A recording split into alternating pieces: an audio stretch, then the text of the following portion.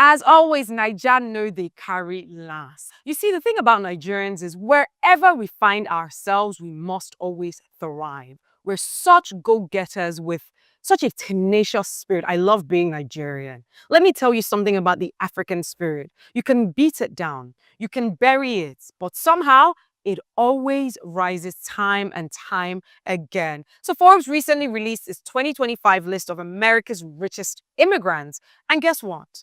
Two Nigerian-born men, Bayo Ogunlesi and Tope Awotona, made the cuts. Not just made the list, they owned their space. So with Bayo Ogunlesi, a quiet but powerful force in private equity, now sits with a net worth of $2.4 billion. Tope Awotona, the brilliant mind behind Calendly, the software so many of us actually use to schedule our meetings, is worth $1.4 billion.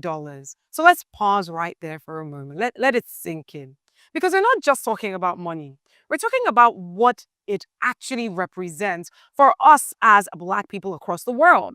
Ingenuity, grit, excellence, built from the ground up.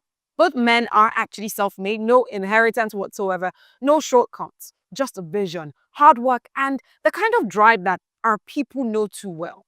And here's what's important. They didn't lose their Nigerianness to actually win. They brought it along the ride with them.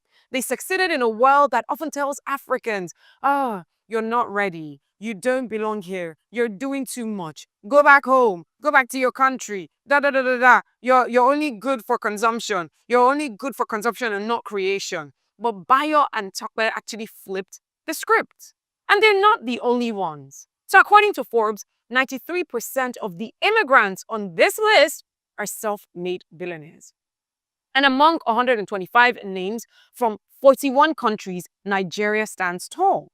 And let me tell you what this signals, that Africa, even in the face of stolen wealth and broken systems and centuries of exploitation, is still producing world-class builders. Take a look at what we're doing in the education space, the health space as well. Because what we lack in infrastructure, we make up for in innovation.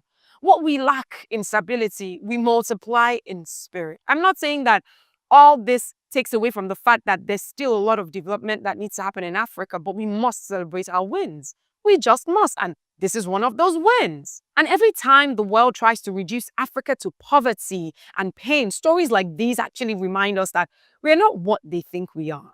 This is why representation truly matters, because somewhere in Mushe, in Lagos, Nigeria, in Aba, in Nigeria as well, Kano, or in the township in Johannesburg or in Accra, there's a young African with $1 billion idea. And they just need to see it's possible. And when you see that people like you have done the same thing, it inspires you. This is not about worshipping billionaires. It's about reminding ourselves and the world that we can build, that we can lead, that the Black mind is not just brilliant, it's unstoppable. So to every African watching this, to every Black man and woman watching this, let this be a reminder. You don't need to erase your roots to rise. Your background is not a barrier. It's your badge. And to those outside of the continent, don't count Africa out. Not now, not ever.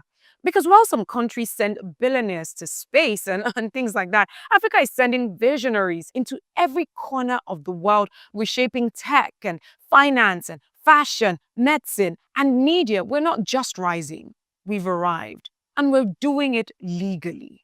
I must emphasize. What are your thoughts about this? Drop your thoughts in the comment section. My name is Ify Igwe, reporting from Nigeria.